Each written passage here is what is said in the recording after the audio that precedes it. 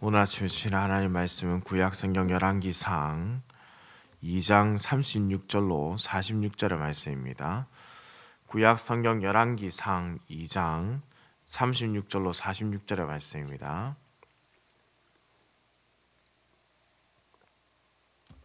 한 목소리로 합독해서 읽겠습니다. 왕이 사람을 보내어 시므이를 불러서 이르되 너는 예루살렘에서 너를 위하여 집을 짓고 거기서 살고 어디든지 나가지 말라. 너는 분명히 알라. 내가 나가서 기드론 시내를 건너는 날에는 반드시 죽임을 당하리니 내 피가 내 머리로 돌아가리라. 시므이가 왕께 대답하되 이 말씀이 좋사오니 내 주 왕의 말씀대로 종이 그리하겠나이다 하고 이에 날이 오래도록 예루살렘에 머무니라. 3년 후에 시므이의 두 종이 가드 왕 마아가의 아들 아기스에게로 도망하여 간지라. 어떤 사람이 시므이에게 말하여 이르되 당신의 종이 가드에 있나이다. 시므이가 그 종을 찾으려고 일어나 그의 나귀에 안장을 지우고 가드로 가서 아기스에게 나아가 그의 종을 가드에서 데려왔더니 시므이가 예루살렘에서부터 가드에 갔다가 돌아온 일을 어떤 사람이 솔로몬에게 말한지라. 왕이 사람을 보내어 시므이를 불러서 이르되 내가 너에게 여호와를 두고 맹세하게 하고 경고하여 이르기를 너는 분명히 알라. 내가 밖으로 나가서 어디든지 가는 날에는 죽임을 당하리라 하지 아니하였느냐.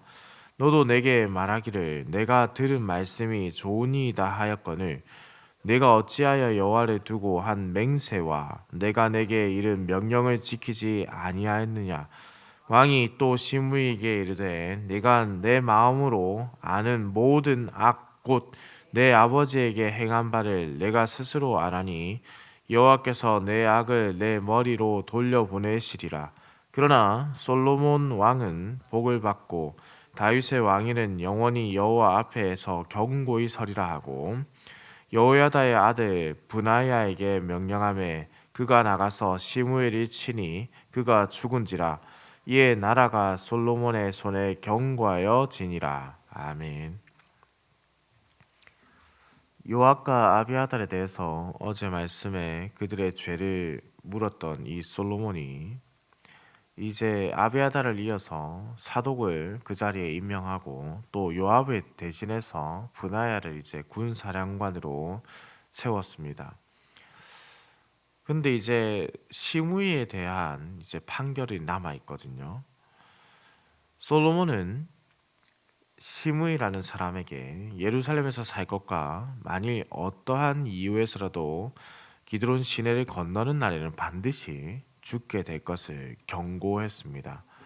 도대체 이 시므이는 왜 그런 경고를 받게 되느냐? 그가 다윗에게 저주를 퍼부었던 인물이기 때문입니다. 사무엘하 16장 7절의 말씀입니다.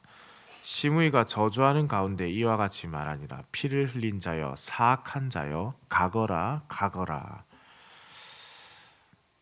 그러나 다윗은 이후 왕으로서 그에게 대단히 큰 관대함을 베풀었습니다. 사무엘하 19장 22절로 23절의 말씀을 보시면 다윗이 이르되 스루야의 아들들아 내가 너희와 무슨 상관이 있기에 너희가 오늘 나의 원수가 되겠느냐. 오늘 어찌하여 이스라엘 가운데에서 사람을 죽이겠느냐.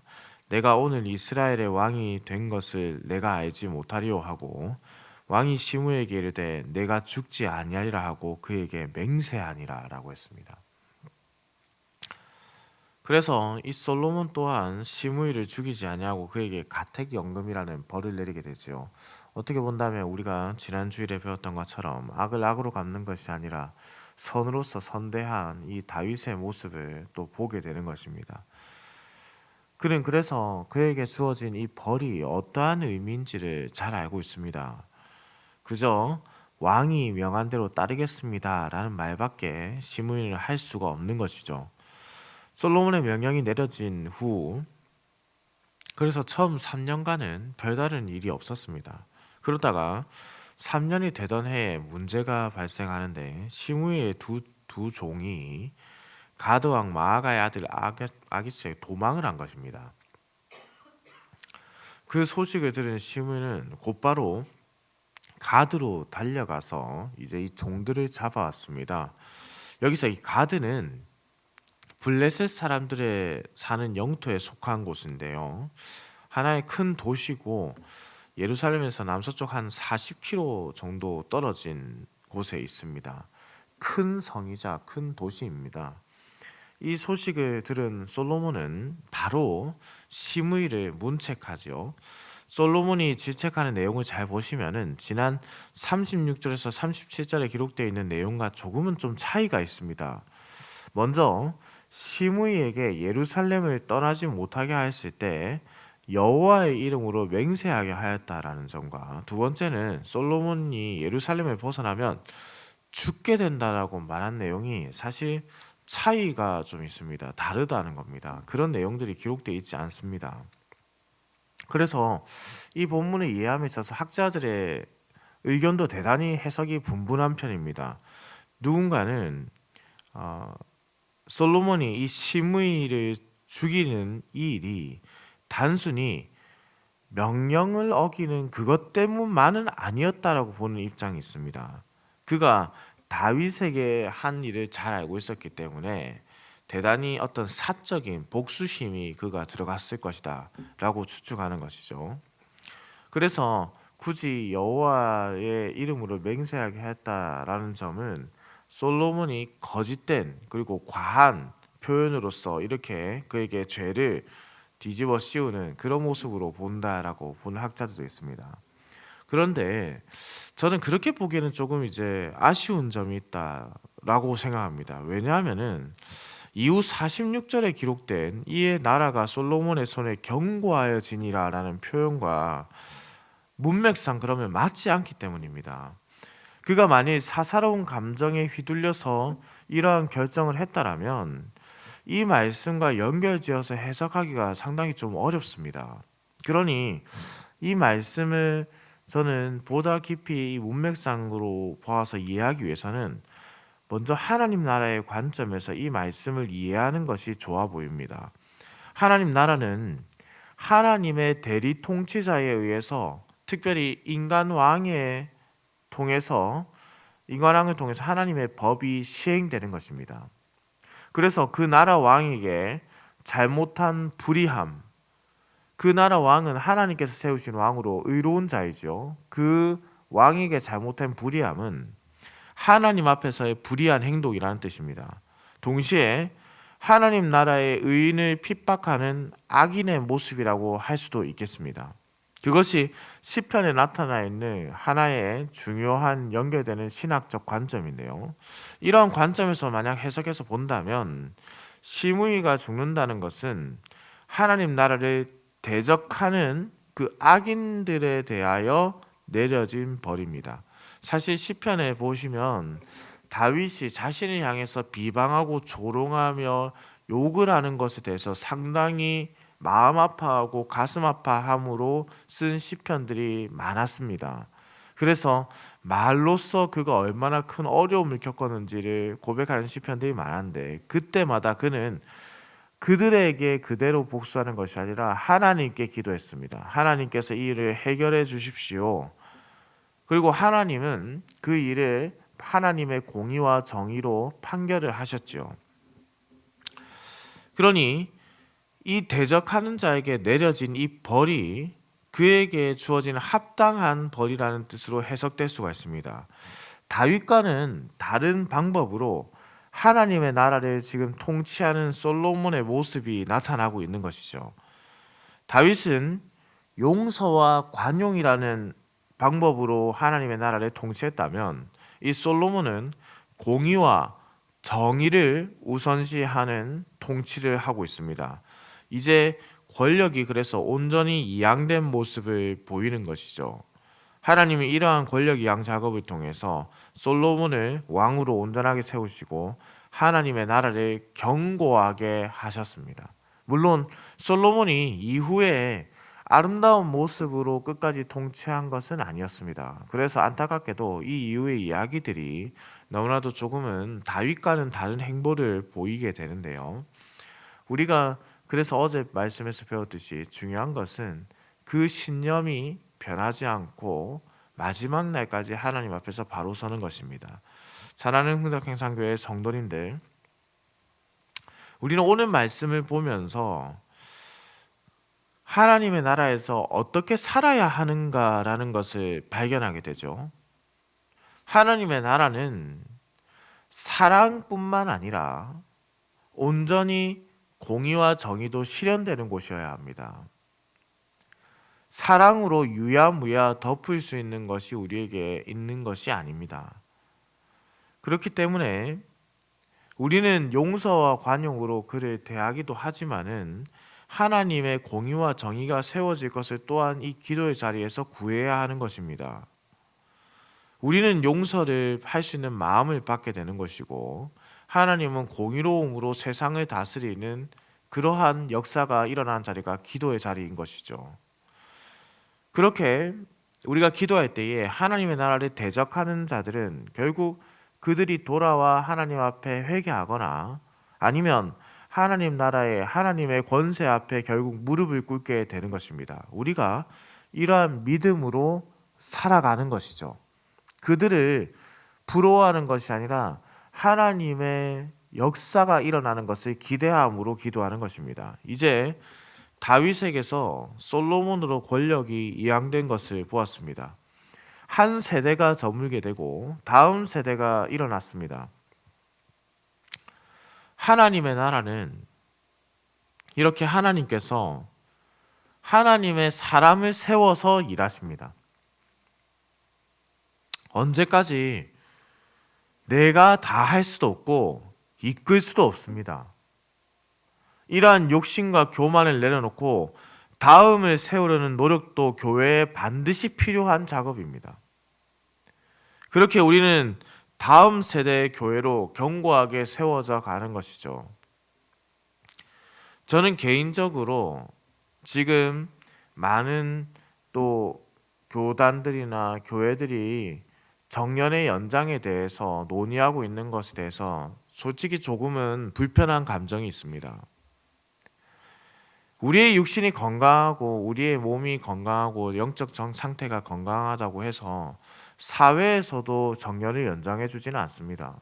그런데 왜 교회가 그 정년을 연장하면서까지 그것을 동일하게 가져가지 않고 마치 특권인 것처럼 가져가느냐. 사랑하는 성도님들, 우리가 말씀에서 보았지만은 다윗이 나이가 들어서 그가 온전한 통치를 소식을 제대로 듣지 못하고 그래서 어떤 문제가 생겼습니까? 아도니아와 솔로몬 같은 문제가 이후 다음 세대에 대한 문제가 발생했습니다. 하나님은 하나님의 때에 하나님의 방법으로 하나님의 사람을 세워서 아름답게 나라를 이끌어 가십니다. 다윗이 만약에 말년에도 그의 자리를 내려놓기 싫어서 발버둥을 치고 싸우려고 했다면 그가 사울과 다를 바가 없겠지요. 하나님은 하나님의 사람을 세워서 하나님의 나라를 확장하십니다. 그리고 중요한 것은 각 사람에게 맡겨진 사명이 있다는 것이죠. 씨를 뿌리는 자는 씨를 뿌리는 것이고 거두는 자는 거두는 것입니다. 키우는 자는 키우는 것이죠. 그런데 씨를 뿌리며 키웠던 자가 열매를 보고 싶어서 하나님의 때를 거부하게 된다면 그것 또한 온전하게 권력이 이양되지 못하는 것입니다. 우리는 추후에 이러한 이들을 보았지만 과거의 역사에서도 이와 비슷한 것을 보았습니다. 모세는 가나안 땅을 밟지 못하였죠. 그는 그에게 주어진 사역을 다했습니다. 그는 하나님께서 부르셔서 출애굽하게 하였고 이끌어서 광야에서 하나님의 말씀을 가르쳤던 사람입니다. 그리고 후에 여호수아를 세워서 하나님은 가나안 땅의 정복에 대한 그 일을 군대 장관을 세워 일하셨죠. 아름다움과 온유함, 관용으로 사랑으로 통치했던 다윗의 시대에서 이제 지혜롭게 세워진 지혜의 왕 솔로몬, 그를 통해서 아름다운 판결, 바로 올바른